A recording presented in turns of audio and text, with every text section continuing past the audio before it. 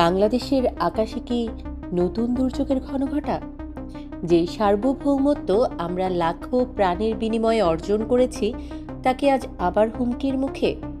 গত 5ই আগস্টের ঐতিহাসিক ছাত্র জনতার বিপ্লবের পর আমরা ভেবেছিলাম মুক্তি মিলেছে, কিন্তু পর্দার আড়ালে ঘাতকরা কি অন্য কোনো ছক আঁকছে?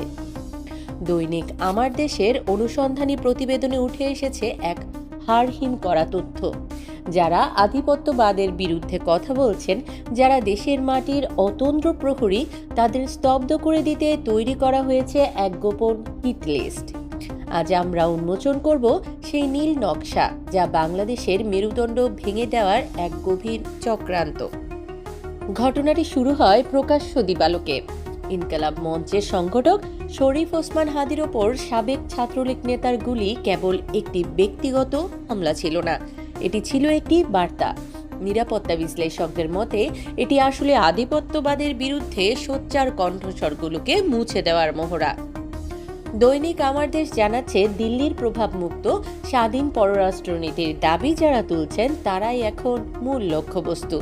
ভারতের একপাক্ষিক নীতি আর আধিপত্যবাদের বিরুদ্ধে যারা রাজপথে গর্জে ওঠেন কিংবা কলমে বিপ্লব করেন, তাদের থামিয়ে দিতে সাজানো হয়েছে এক সুদূর প্রসারী ষড়যন্ত্র।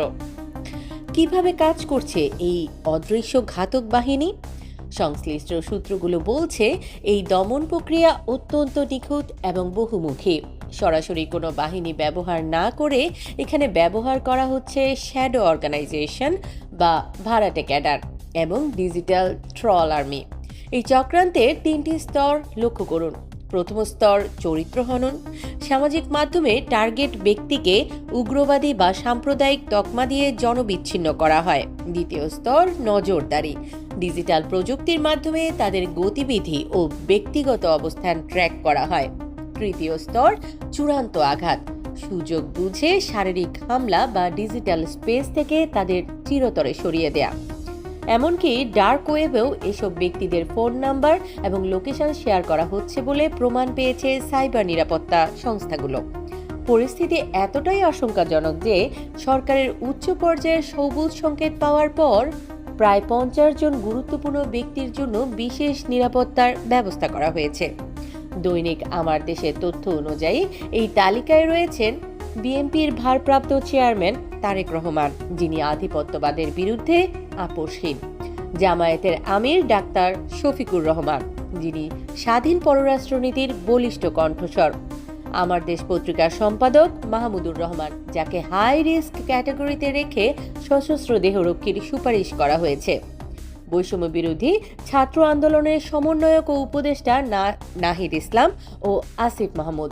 এছাড়াও রয়েছেন হাসনাত আবদুল্লাহ, সার্জিস আলম, নুরুল হক নূর এবং মাওলানা মামুনুল হকের মতো প্রভাবশালী নেতৃবৃন্দ।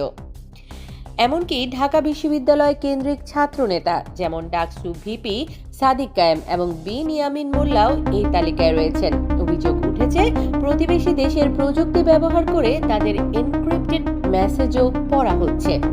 কেন এই কণ্ঠস্বরগুলো এত ভয়ের কারণ? কারণ তারা তিস্তা চুক্তি, সীমান্ত হত্যা এবং বিগত সরকারের করা অসম চুক্তির স্বরূপ উন্মোচন করেছেন। ভারতের এস্টাবলিশমেন্ট চাচ্ছিল বাংলাদেশকে একটি পাপেট স্টেট বা আজ্ঞাবহ রাষ্ট্র হিসেবে রাখতে, কিন্তু অন্তর্বর্তীকালীন সরকারের প্রধান উপদেষ্টা ডক্টর মোহাম্মদ ইউনূসের নেতৃত্বে বাংলাদেশ এখন সমমর্যাদার সম্পর্কের দাবি তুলছে। নিরাপত্তা বিশেষজ্ঞদের মতে, আওয়ামী লীগের একটি সুবিধাভোগী গোষ্ঠী প্রতিবেশী দেশের কিছু মহলের সাথে হাত মিলিয়ে এই কিলিং মিশন পরিচালনা করছে। তারা চায় তরুণ প্রজন্মের দেশপ্রেমের মেরুদণ্ড ভেঙে দিতে, যারা আবরার ফাহাদের উত্তরসূরি হিসেবে জেগে উঠেছে। আজ যারা দেশের সার্বভৌমত্বের পক্ষে কথা বলছেন, তাদের নিরাপত্তা নিশ্চিত করা কেবল সরকারের দায়িত্ব নয়, এটি একটি জাতীয় দায়বদ্ধতা। এই নীরব সন্ত্রাস রুখতে প্রয়োজন ইস্পাত কঠিন জাতীয় ঐক্য। মনে রাখবেন, যখন দেশপ্রেম অপরাধ হয়ে দাঁড়ায়, তখন বুঝে নিতে হবে ষড়যন্ত্র অনেক গভীরে। আপনার কি মনে হয়, আমাদের এই সাহসী সন্তানদের নিরাপত্তা নিশ্চিত করতে কি পর্যাপ্ত পদক্ষেপ নেওয়া হচ্ছে? কমেন্টে আপনার মতামত জানান। সত্যের পক্ষে লড়াই চলবে। দৈনিক আমার দেশ প্রতিবেদনের উপর ভিত্তি করে আমাদের আজকের এই বিশেষ নিবেদন। ভালো থাকুন, সতর্ক থাকুন। এতক্ষণ দেখছিলেন আমাদের নিউজ চ্যানেল বাংলা ভয়েস। প্রতিদিন দেশের সকল আলোচিত নিউজ শুনতে চাইলে সাবস্ক্রাইব করুন আমাদের চ্যানেল, সেই সাথে অন করে রাখুন বেল আইকন।